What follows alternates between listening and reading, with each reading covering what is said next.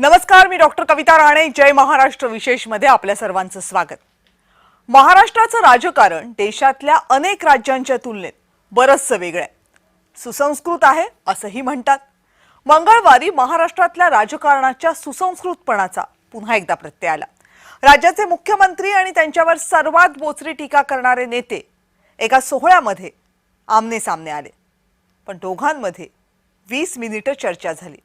अर्थात त्या चर्चेला काही राजकीय अर्थ असू शकतात का याबद्दल तर्कवितर्क लढवले जात आहेत. पण त्याही पलीकडे जाऊन ही चर्चा आणि ही भेट ही एका वेगळ्या कारणासाठी होती हे अधोरेखित झाले.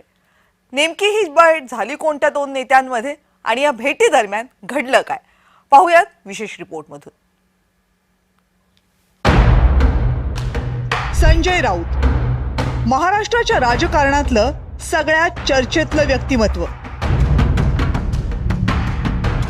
गेल्या 6 वर्षांपासून संजय राऊतांचं महाराष्ट्रातलं नंबर 1 टार्गेट राहिलेत मुख्यमंत्री देवेंद्र फडणवीस.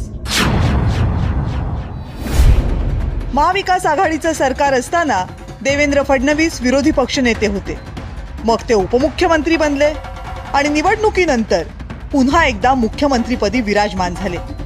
या सगळ्या कालावधीत फडणवीसांवर सगळ्यात बोचरी टीका कुणी केली असेल तर ती राऊतांनीच.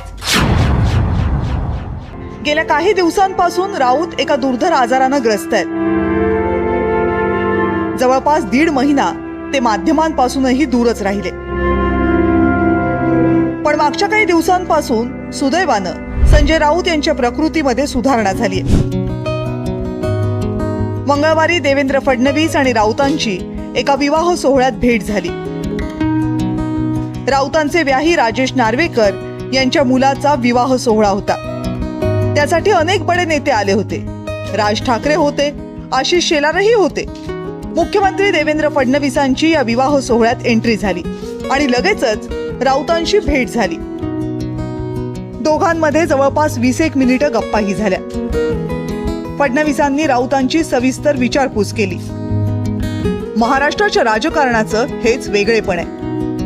यशवंतराव चव्हाणांपासून ते विलासराव देशमुखांपर्यंत आणि शरद पवारांपासून ते सध्याचे मुख्यमंत्री देवेंद्र फडणवीसांपर्यंत सगळ्यांनीच ही संस्कृती जपली आहे. राजकारणात विरोधकांशी 2 हात करावेच लागतात, पण याचा अर्थ ते वैयक्तिक शत्रू नसतात.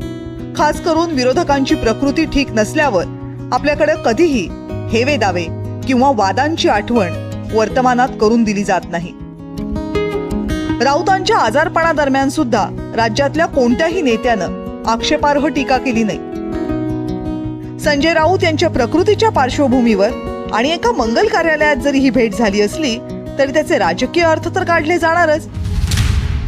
कारण गेल्या काही काळापासून मुख्यमंत्री देवेंद्र फडणवीस आणि उपमुख्यमंत्री एकनाथ शिंदेंमध्ये शीतयुद्ध सुरू असल्याच्या चर्चा आहेत.